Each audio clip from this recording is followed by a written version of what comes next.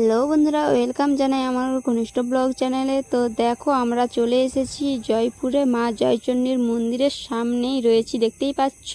আমরা এসেছি রাবণ পুরানো দেখতে। তো চলো বন্ধুরা, দেখতেই পাচ্ছ বাজি ফাটানো শুরু হয়ে গেছে। তো এখানে 6টা থেকে শুরু হয়েছে, আর রাত্রি কটা বাজবে তার ঠিক নেই শেষ হতে। তো দেখতেই পাচ্ছ কত রকমের বাজি ফাটানো হচ্ছে। বোমগুলো না এত আওয়াজ, তো কি বলবো, তো শোনো।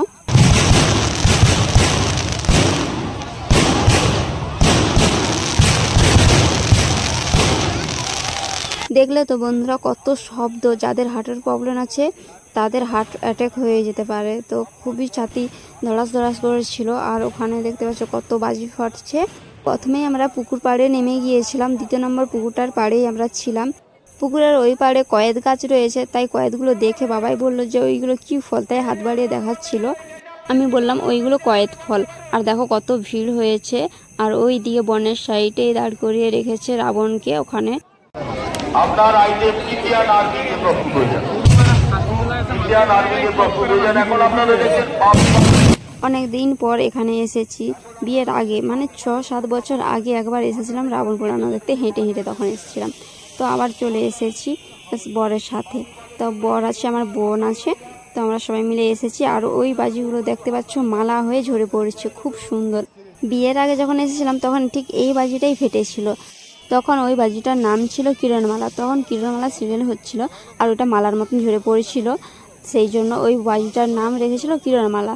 তো ওই সাইডে ঝরে পড়ছে মালা হয়ে, ফোনে অতটা বোঝা যাচ্ছে না। এই যে দেখতে পাচ্ছ মালার মতো হয়ে গোল গোল টাইপের হয়ে ঝরে পড়েছে, খুব সুন্দর দেখাচ্ছিল, খুব সুন্দর দৃশ্যটা। আমার ভিডিওটা কে কোথা থেকে দেখছো একটু কমেন্টে জানাবে। আর ভিডিও ভালো লাগলে অবশ্যই লাইক কমেন্ট করবে এবং শেয়ার করবে। বন্ধুরা, আমি 2বার 2 জায়গাতে রাবণ পোড়ানো দেখেছি।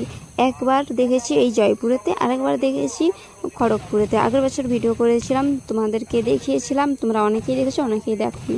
যারা দেখোনি অবশ্যই একটু দেখে নিও। বন্ধুরা, তোমরা কে কোথায় রাবণ পোড়ানো দেখেছো একটু কমেন্টে জানাবে। আর এখানে শব্দটা দেখো।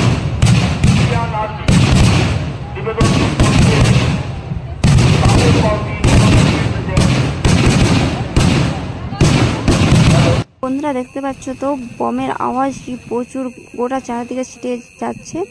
আর ফোনের ক্যামেরাগুলো করছে, দেখো কত মানুষ, প্রচুর ভিড়। তো ওখান থেকে চলে এসেছি মায়ের মন্দিরের সামনে। তো এখানে আমাদের 10:30 বেজে গিয়েছিল, তবুও রাবণ পোড়ানো হয়নি এখনো। মানসিকি বমগুলো ফাটছিল, সেই জন্য আমরা বেশিক্ষণ ওখানে থাকলাম না। তারপরে এখানে আমি আর বোন করে ফুচকা খেয়ে নিচ্ছিলাম। বাবাই বলছিল যে ঘুম পাচ্ছে, সেই জন্য ওকে নিয়ে বাড়ি চলে যাচ্ছিলাম। তারপরে এই বোনেদের সাথে দেখা হলো।